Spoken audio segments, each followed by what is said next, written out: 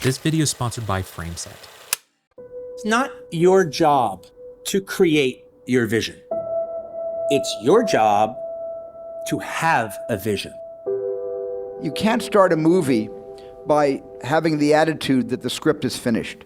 Because if you think the script is finished, your movie is finished before the first day of shooting. If I'm putting something on screen that I personally don't want or believe in, then I'm being insincere as a filmmaker. If you're telling a story and you're not bearing part of your soul or telling your truth, I think you're not doing that right. Where did you get the confidence from to make a film with such... Ignorance, sheer ignorance. You know, there's no confidence to equal it. I thought you could do anything with a camera that the eye could do or the imagination could do. So anything I could think up in my dreams, I attempted to photograph. Don't put limitations on yourself. Other people will do that for you. Don't do it to yourself. Don't bet against yourself. Take risks. Where you put the camera is who you are. Your view of the whole movie is who you are.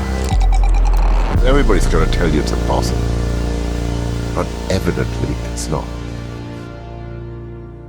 They call it a film business, but money is the last thing a person should be thinking about in my book. The last thing. You fall in love with ideas and you get fired up and you go and you try to translate those ideas into cinema. It's not a matter of how well can you make a movie. It's how well can you make it under the circumstances. Because there's always circumstances. And you cannot use that as an excuse. You can't put a title card at the head of the movie and say, well, we had a really bad problem. You know, the actor got sick and it rained this day and we had a hurricane and the cameras broke down. You can't do that. You simply have to show them the movie. And it's got to work. And there are no excuses.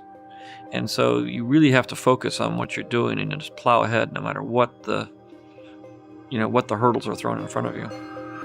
You can't just wait for inspiration to act. That's the biggest mistake people make. Don't wait to be inspired to do the action. You have to do the action first and then you'll be inspired.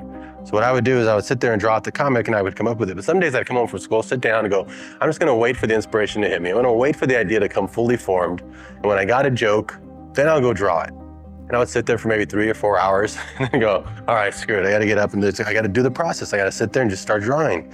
I don't even know why or how I'm gonna get there. And then two things would come together and it would be, oh, there's an idea. Oh, there's the first panel, there's the second, and then it would come together. Always, it would not take very long. I would fight that process so much because what was I doing? I was waiting for inspiration before I acted. It's always the other way around. Act first, then the inspiration will come. Just start shooting.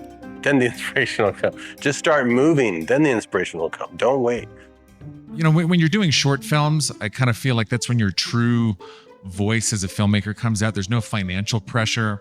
There's not a lot at stake. You know what I mean? And once you make the leap into doing a feature, it costs a lot of more money. You need more people to pull it off on your crew. So there's a lot of new voices that maybe crowd and can potentially, pollute your creative vision. I remember I'd done the short film starring John Heder, and it was a short black and white 9-minute film. And we had the script and we were sending that out. We were trying to get a casting director to cast the other roles in the movie. And I didn't know anybody in Los Angeles. And one of our producers had just finished going to school at USC and was like, oh man, we've got this great casting director that is interested in doing the film, read the script. And, but we showed him the short film and he was like, I'm thinking about doing this under one condition: we recast the lead. Those producers are kind of pushing hard, like, we got to get this guy and yada, yada, yada. And that was like, you know what? I can't. This is the character. Like, he embodies the character. This is how I have to make my first film.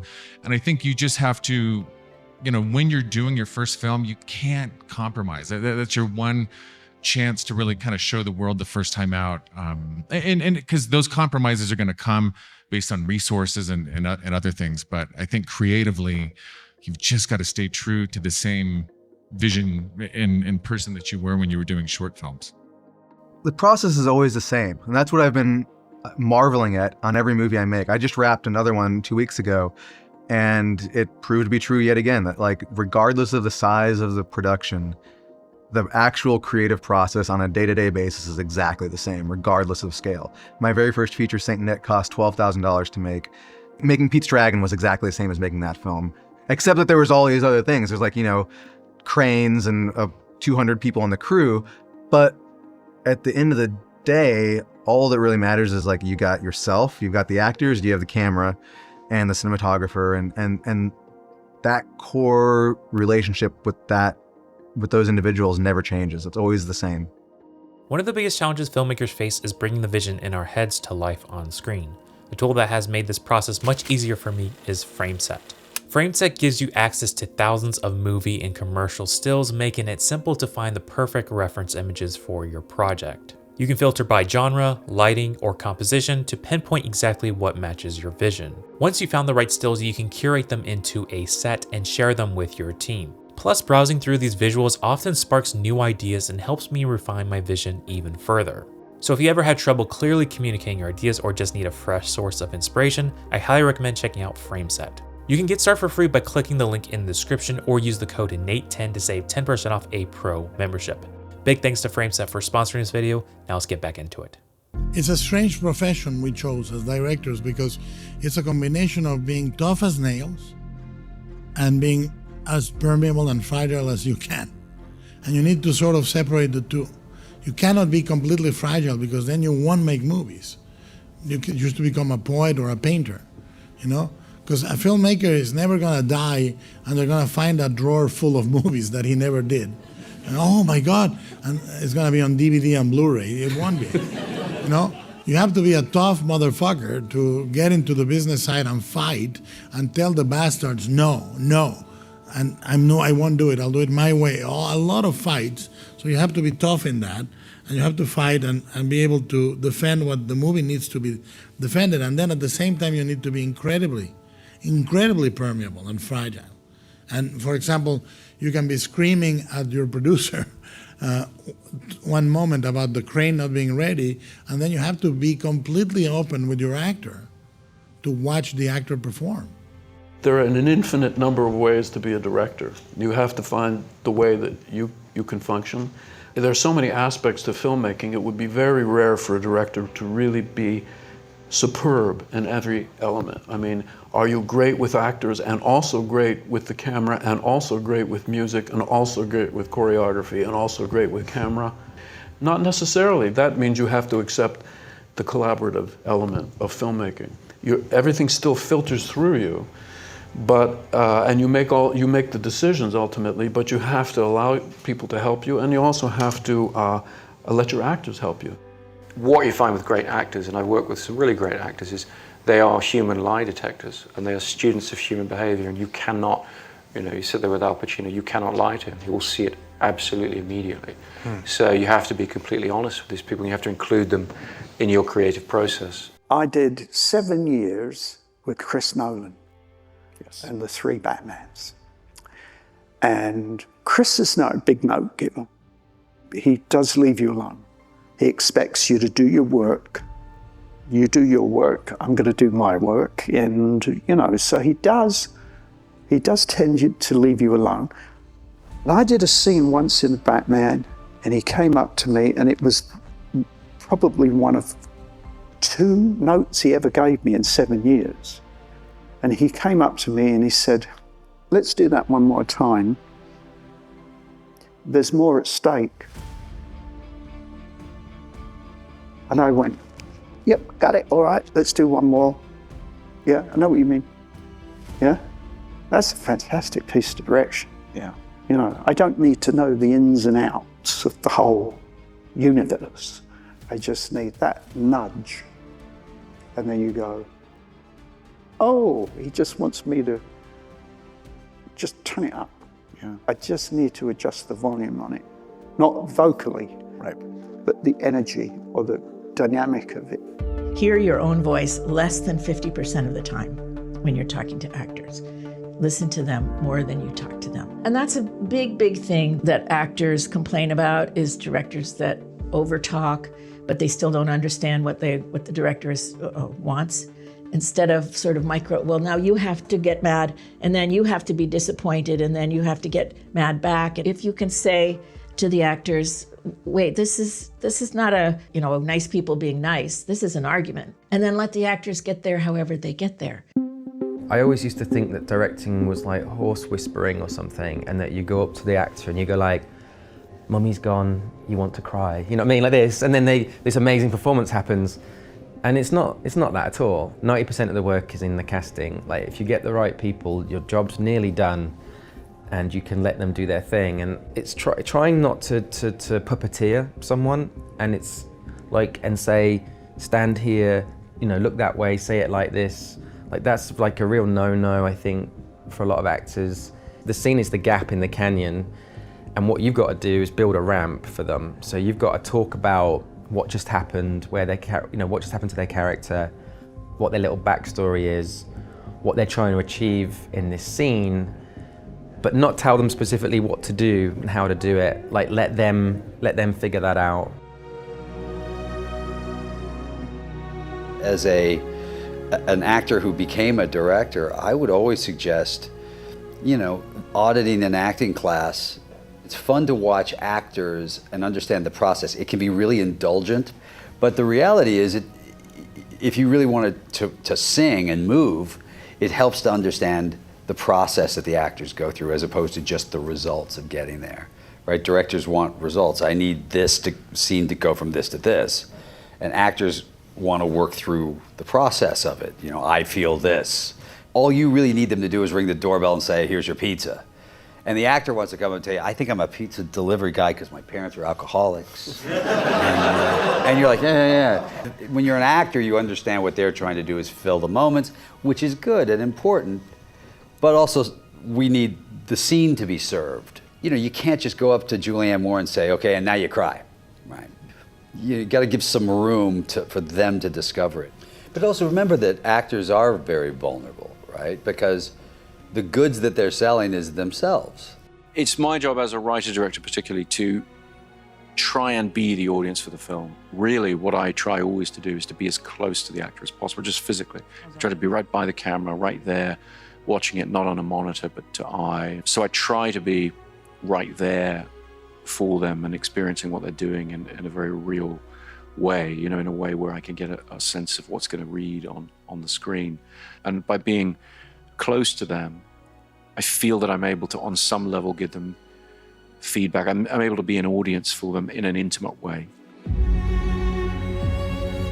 You can't start a movie by having the attitude that the script is finished. Because if you think the script is finished, your movie is finished before the first day of shooting. To me, it's fluid. It's always it's a living organism. A movie script is a living, breathing organism, and it must change as we change daily. My first two features, I shot-listed everything before I went to the crew, just so I have the fullest movie in my own head, so I know how to talk about it. And what I found was I really stuck to that. It was pretty stringent.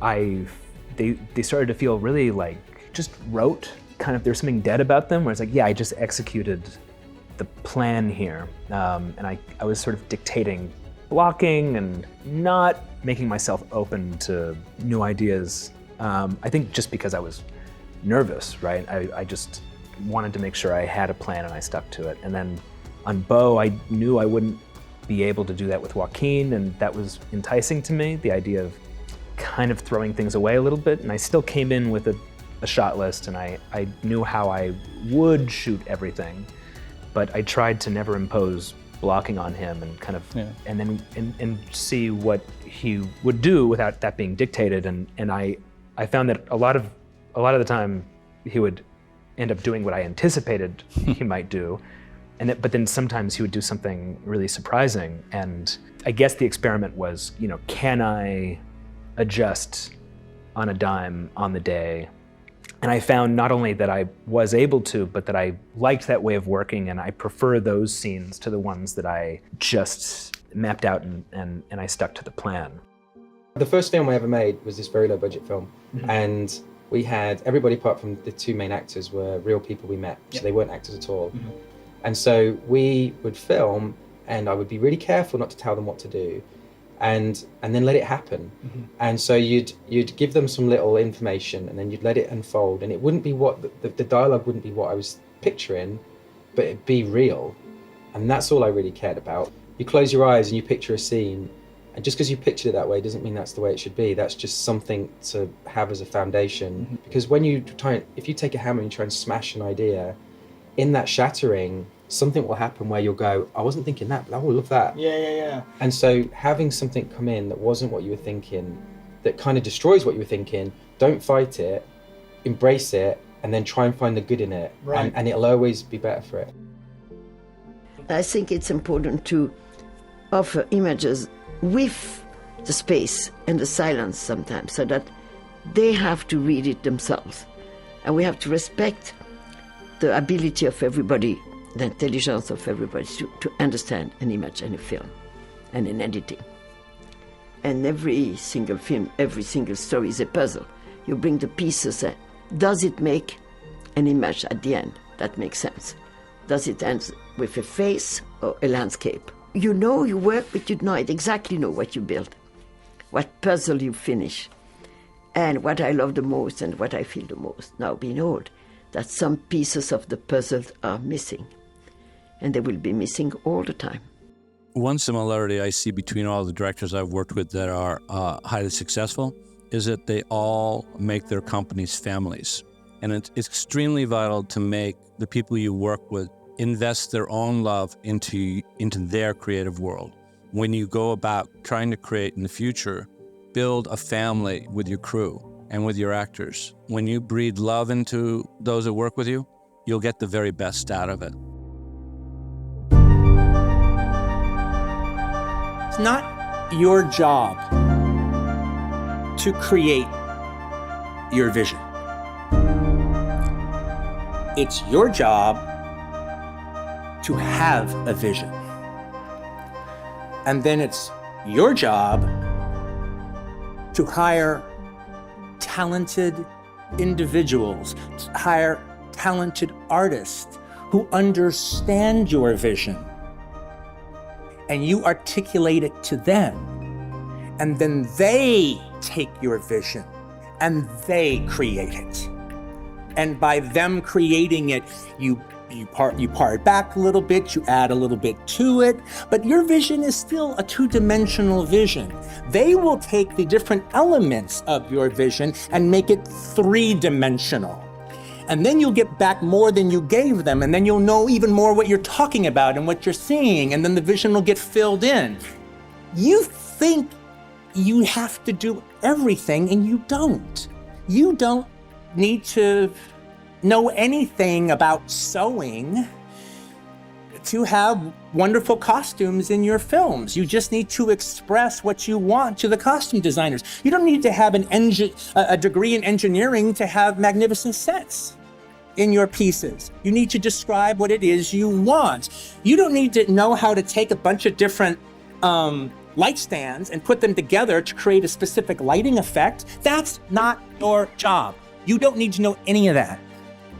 What you need to know is you need to have a vision and you need to know how to express it.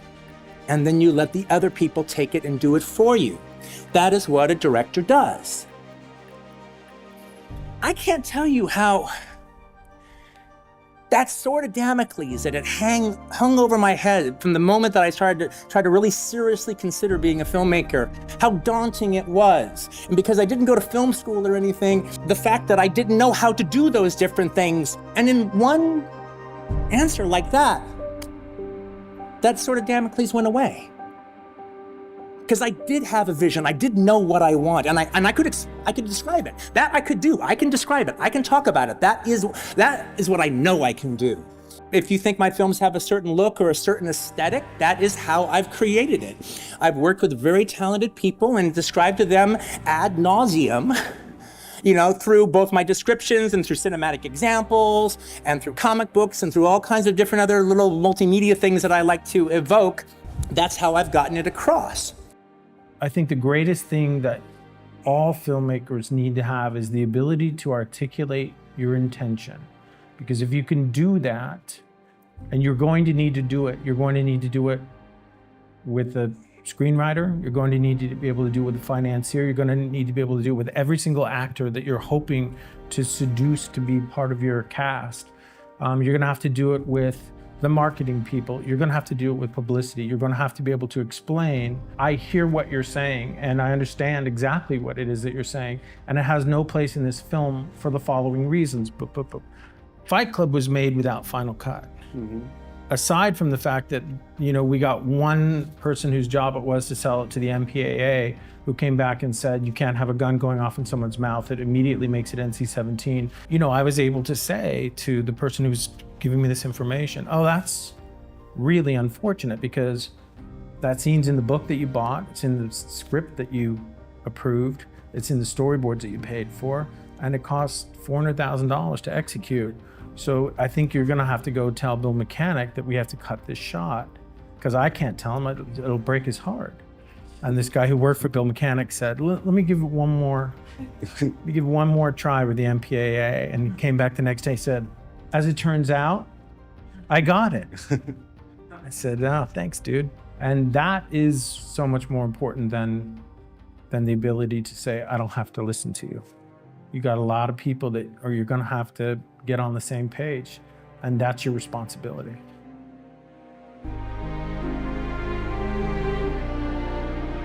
Film school was never an option. It seemed to me to be a waste of time and a waste of money, in all honesty. My film education really came from watching other movies, There's a scary mentality, I think, in film schools. My small sort of dealing with them is something that's really terrifying. I walked into a film class and it was about screenwriting, and this guy, the opening line was, if you're here to write Terminator 2, just leave now. And I thought, well, that's terrible. There could be a kid in the corner there that wants to write Terminator 2. That's his vision. That's his movie. That's what he likes. Let him do it, They should do it backwards, Start with Terminator 2 and work backwards and sort of and ease into this and sort of, trace the heritage, trace it back. Watch a Scorcese movie, which everyone sort of loves in the class and is very excited by, and trace back and go, okay, here's who he was riffing off of. Here's these patents that he has kind of built upon, and study it that way. I always say to people, watch a scene that you like, and then watch it again and turn the sound off. And then you begin to get a sense of just actually what was photographed. How was it edited? You begin to, because sound, is so immersive. It creates this almost a dreamlike state. But when you're just watching the images, you can actually learn so much more, and you begin to think about, well, all right, how would I want to photograph or stage the story that I want to tell? You get yourself a pack of 3x5 cards, and you write a scene on each card. And when you have 70 scenes, you have a feature film. So on each card, you write the heading of the scene. And then the next card, the second scene, the third scene, fourth scene. So you have 70 cards, each with the name of the scene. Then you flesh out each of the cards and walk away. You got a script. My advice to a young filmmaker is to make a movie every week in Super 8 or high def, write every night, and every weekend shoot for 2 days and work with actors, work with a little 1,000 watt lighting kit, set up your shots, get a tripod, shoot a little scene, work with the actors, cut those scenes together, and then the next weekend have worked on it with sound and looping and put some music to it. It can all be done for nothing nowadays with a computer, and get a response. And get a response from the audience and see where it's slow and where it doesn't work and where your ideas weren't being communicated properly. Learn from that experience sitting in with the crowd, then go out and make another picture the next weekend, and just keep doing it. Make films, no matter what anybody says, and you'll be a filmmaker. All of the time you're spending trying to get someone to mentor you, trying to have a coffee, all that energy, all of that focus on trying to extract from other people is preventing you from doing. You have to be doing something. Desperation, all that stuff is not active. It's not doing anything. It's not moving you forward, because all of the so-called action is hinging on someone doing something for you. Until I said, I have an idea. I have a story. I have friends. I have access to a little bit of money, whether it's through Kickstarter, through borrowing, through savings, whatever. A little bit of money. My first film I made for 50 grand. I could have made it for less than that if I would have known what I was doing. Focusing on those things instead of all the things you want, all the things you think you need, all the things you deserve. That's where I put my attention, and that's when things started to change for me. My posture started to change. My needs started to change. I was moving forward as opposed to standing still. I wasn't desperate anymore because I was making movies. A little itty-bitty movie, written for the little bit of money I had, written for the locations I had access to, for the camera I could borrow, but I was making movies. Maybe it's not a film, maybe it's a web series, maybe it's a short. You gotta start. Do it, make something. Don't wait. You don't have to move to Hollywood, you don't have to get an agent, you don't have to, you don't have to get the golden phone call. Fuck all that. Another piece of advice I would say is start small. Make a 30-second movie, and then make a 2-minute movie, and then make a 5-minute movie, and then make a 10-minute movie. You can't do it too much. Your experience will only help you, so just keep doing it. You'll know when it's time to make a feature film, but that doesn't have to be right away. Our generation went to film school. We didn't care about the degrees. What we wanted was the equipment. That's all we didn't care about the degree. We just wanted access to the equipment. And now, students are doing their films, making their films on their phones and editing on their laptops. Technology is really brought a democracy to filmmaking. So if somebody says, well, what? You got a phone, you got a laptop, make your film. Make your own industry. Recreate movies. Don't pay attention to the industry. Do your own thing. You younger ones, you make a new art. Take what's available, push it, because it's going to go there. You could do anything. As for young writers, taking what we're doing and copying it and kind of letting that be a starting point, we ask you to do that, that we're proud to be part of that link. And we did it to those who came before us, and our work is here for all of you young writers. Please steal from it, because you can't steal from it, because as you work, it will become your own, and then someone will come and steal from that, and in that way, we're alive forever. And that's exactly how I feel about, a lot of times I see some stuff that I've done, I see it in another film or more likely a music video, and I say, gee, I'm proud that was useful to them, and I hope then someone gets it from them and does it. So I've always encouraged young artists to, at first when they're young, to take a piece, say, well, I want to do it like that, and start to rip it off, because that's how you will find your own voice, as they say, or style, or however you want to refer to it. And that's good. That's what it's supposed to be. That's the cultural transfer that happens from generation to generation. My advice to young filmmakers is persist, because if the talent is there and it's not recognized, you have to persist. It's sometimes years, and it's very painful. You have to take rejection well. You cannot take it too personally, although I did many, many times. You cannot let it destroy you. You cannot let bitterness get to you. You're going to get more no's than you'll ever see yeses, at least in 10 years for me. Hopefully faster for some others. Now it's a better climate for younger people to write. The young screenplays, the young generation, there's more interest in it than when I came out. But I think that the ultimate best advice is to live life intensely well and examine it as you go. To hit the highs and lows of life, to have experiences, to know the ranges of life. That's more important than technique, to become a storyteller. When we were in film school and we were starting in the film business, the door was absolutely locked, and there was a very, very high wall, and nobody got in. Therefore, all of us beggars and scroungers down at the front gate decided that if we didn't sort of band together, we wouldn't survive. And that if one could make it, that one would help all the others make it, and we would continue to help each other. I don't think there's anybody who's become successful that doesn't understand how important it is to be part of the larger community, to help other people in the larger community, to give back to the community. And it's not something you start doing when you've made it. It's when you are at the very lowest level and you're struggling. When we were in film school and stuff, we were all very, very poor. We were all very, very struggling. We all need jobs very desperately. And if one of us couldn't get a particular job, we'd send another friend in on the interview, because we were hoping that one of us would get the job. So you do it right from the very beginning. You can start every single day, whether it's helping your brother or sister, or helping your peers at school, or helping in the community. But it's not just a kind of public service thing, it's a way of life. The best way to pursue happiness is to help other people, because there's nothing else that'll make you happy. You can be as rich and famous and powerful as you want to be, and it will not bring you happiness. And that's said over and over and over again. It's such a cliche that it hardly needs to be said, but people don't understand that it's actually true.